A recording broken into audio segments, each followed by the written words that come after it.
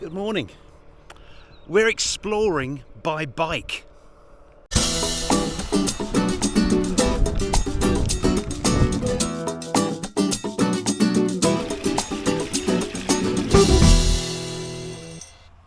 And we're exploring Lower Aragon.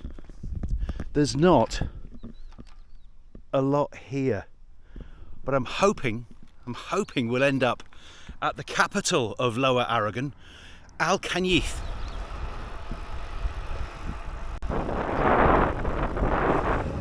You know you're in a fairly remote spot when you get stopped, literally stopped on the side of the road, flagged down and asked directions.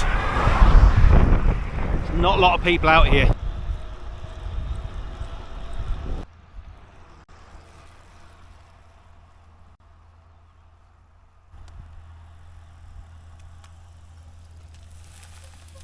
Oh, it's roasting already.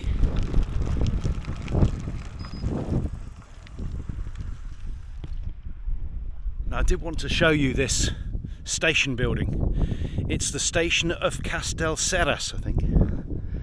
Yes, Castellserras. Where's Castellserras? It's not behind, if you're wondering.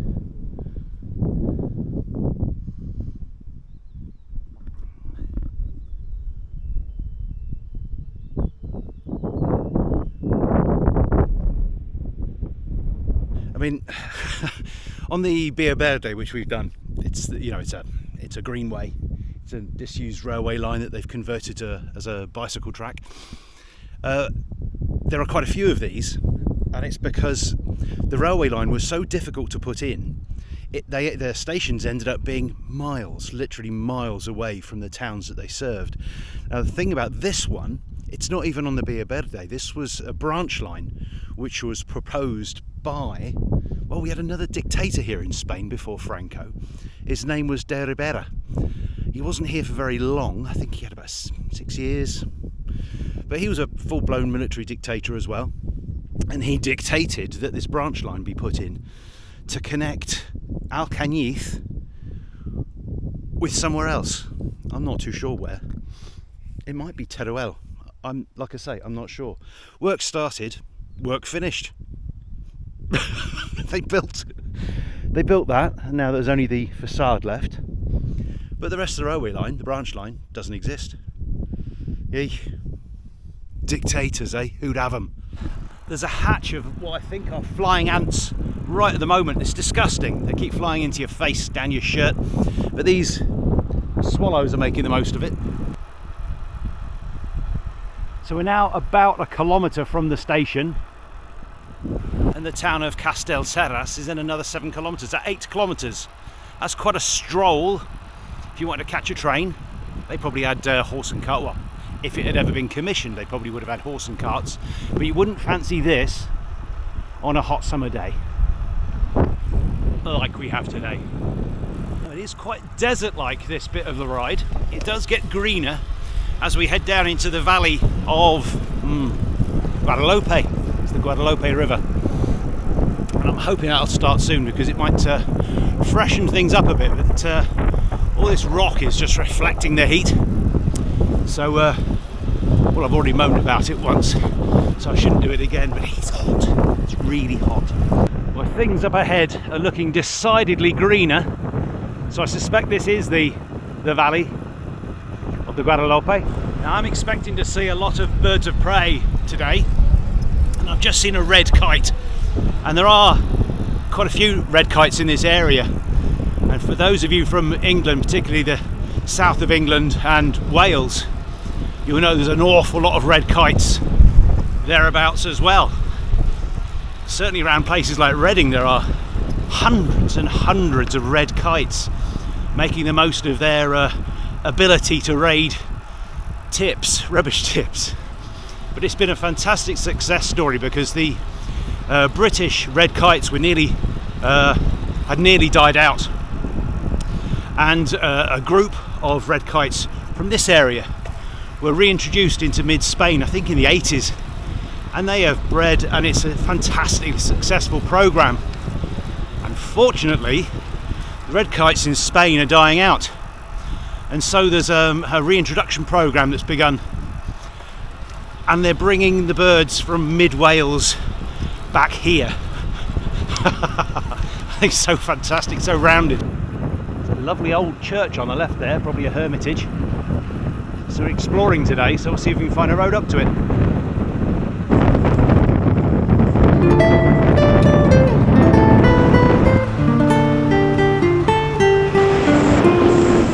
Well, I've managed to miss my turning, but I'm guessing that this road goes to Castellterras.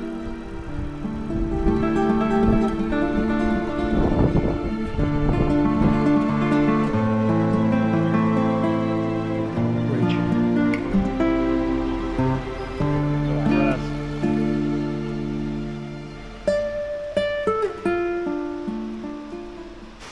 Well, what I haven't told you yet is that there's been a huge amount of rain. It just makes me so happy. We had 85 millimeters, so that's about 3.5 inches.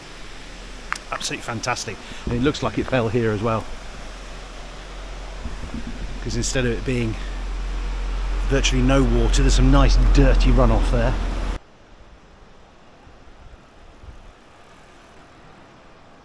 There's actually another story about Castellterras as well. We've been here before, and just below me, in a rock, the local iron workers, what they're called, steel guys who make knives, forks and spoons, they've put a sword into the rock as a nod to Arthurian legend, and whoever can pull that out will become the King of Aragon, that sort of thing. Hola, buenas. But when Charles III of England was coronated, the people of Castellterras sent him a sword that they'd made, a commemorative sword, and with it came the request that he hand Gibraltar back to the Spanish. Sort of relying on their link to English history because of this sword in a stone that they've got just below me here. It's a lovely little town actually, Castellterras. It's got lots of fountains and a river, of course, which in these parts I'd imagine make it rather unique. Wow. There's water everywhere, it's fantastic. It's a tiny little tributary of the Guadalope, the Mezquin, and it had water. This is really promising. This is definitely going to mean that we're going to visit the long empty reservoirs around my way and see if there's now some water in them. Might be a little bit dull for you. It'll be very exciting to me if we do actually find some water. But I should tell you that the next one might be a little bit dull because it's going to be a review of the bike computer I've been sent. So be ready for that. Might not be your cup of tea.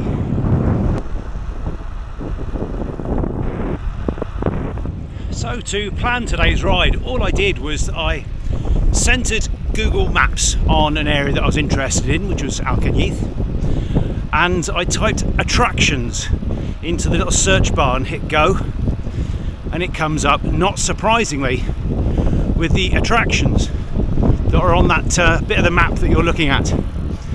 And I had a look at them one by one and saw the ones I fancied having a look at, and then I went into Garmin Connect, which is the routing app, and I basically just joined the dots. It was really quite quick, and hopefully it should be quite an interesting day. The landscape's beautiful.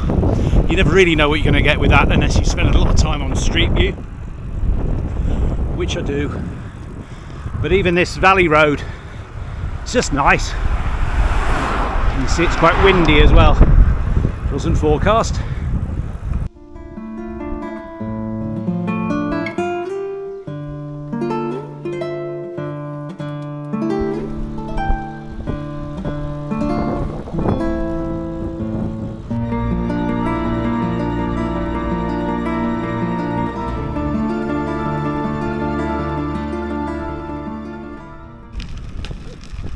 Almost de rigueur that I must get off-road on road tyres these days. That's a nice view though. That is Alcañiz.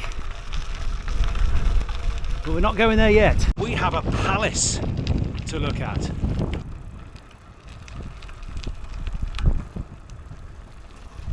Did you see that? Mud! It became a thing that incredibly wealthy families would call their familial homes palaces. And I suppose, you know, with a bit of imagination, that's kind of fair enough. Yeah, okay, that is actually quite palatial. And that's definitely their little chapel at one end of it, isn't it? This is the Torre Palos. The Palos family owned this. But during the Spanish Civil War, it was used as an orphanage for the children of those who had died fighting. And straight after the Republic was lost, the Italian military, who of course weren't actually here, well, they used it as their headquarters building. And once the war ended and they left, Franco offered it to the Lumen Dei religious organisation. Well, they used it as a seminary to train their priests. And whilst it was under Lumen Dei's patronage, ownership, they also set it up into a place for drug addicts in the 1970s. But that closed in 1993 and it's been like this since. It's criminal. I've just noticed just how much glass there is on the floor. Someone spent a lot of time just smashing bottles here and I hadn't noticed on the way in. So it's probably too late. But I'm carrying my bike out over it. Just notice that. It's not a Nazi symbol, it's backwards, which of course is like a Hindu symbol of peace. I think actually it's ignorant fascists who might have painted that on, but there you go. Had a look in, didn't fancy it. It was all smashed up. I mean, you couldn't get in through the doorway. Well, get in through the first doorway and that was it. Pretty horrible, to be honest. Right, let's go and find something wholesome. There's a great view of the castle of Alcañiz.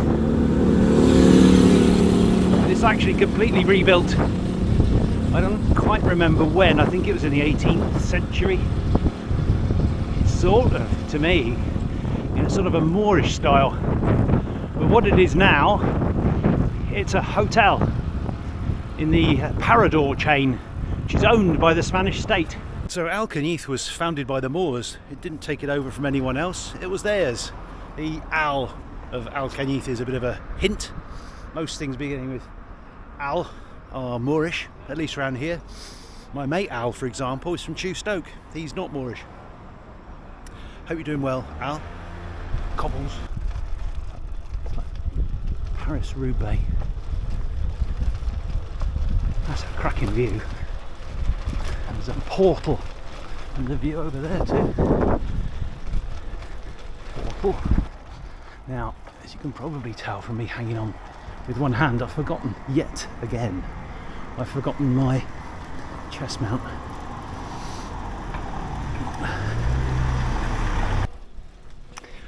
And we're going up this little back street just for this building in front of us and its balconies.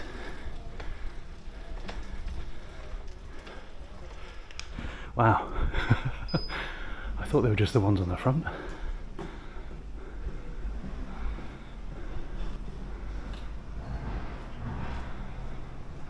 I'm currently lost and going up a one-way street in the wrong direction, which isn't good.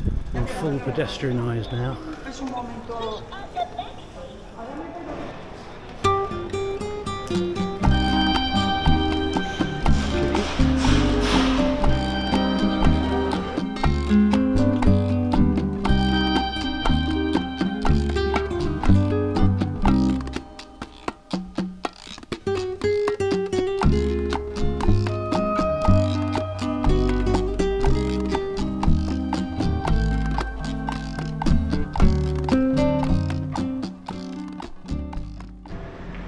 So this is another of the palaces owned by one of the very rich families.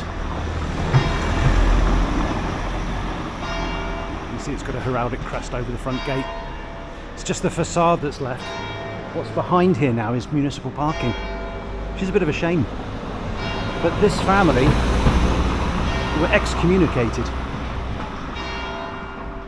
And nobody knows why. The history has just ended. So it's like all trace of the family's been wiped out. And because of that, of course, if there's a lack of fact, then people will fill in with fiction, which is why this place is haunted.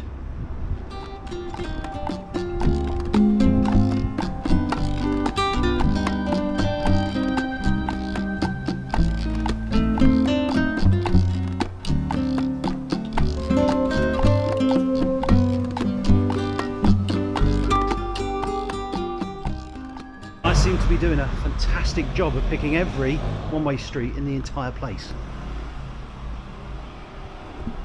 Let's do it quickly. Shh, don't tell anyone.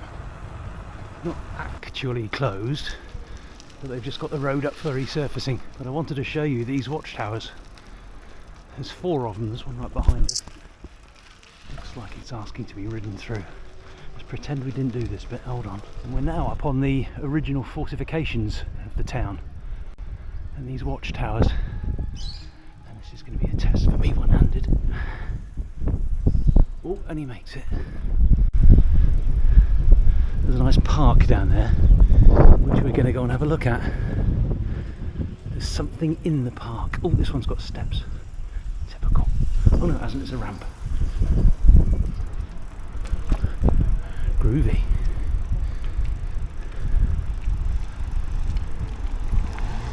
Really wish I brought the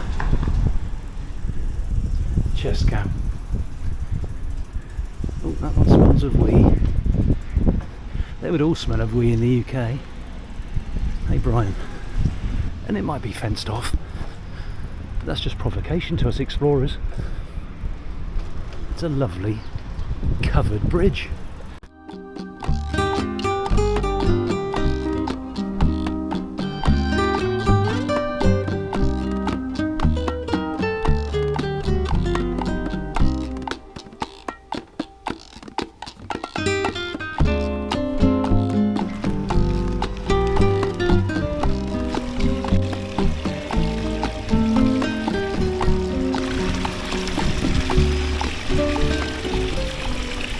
Rather sadly, they say they can't guarantee the sanitariness of the water. There are 72 fonts on this,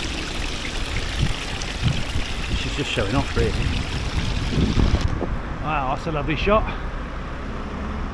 Both Catalan and Castellano flags,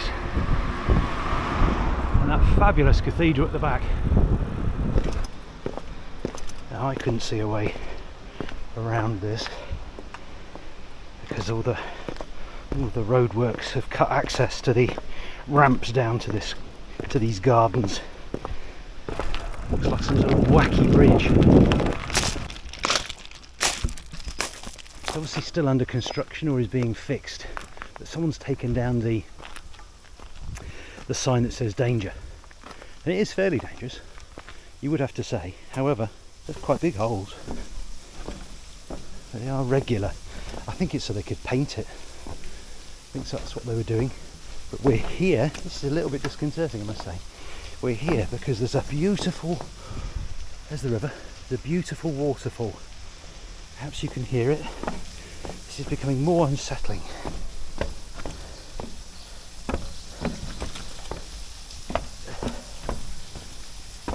Do I come back the same way?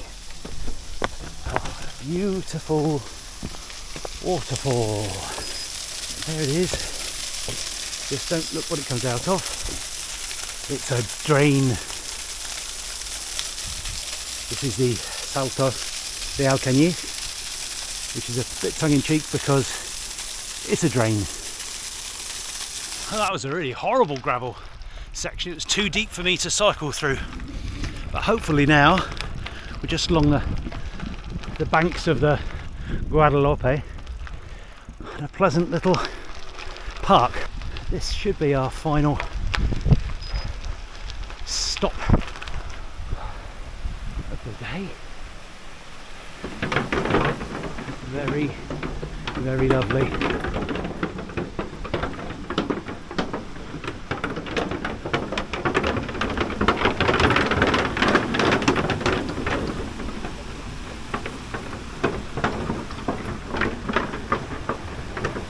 don't think any of these are bolted down by the sounds of it. I was hoping this led somewhere, I'm not sure.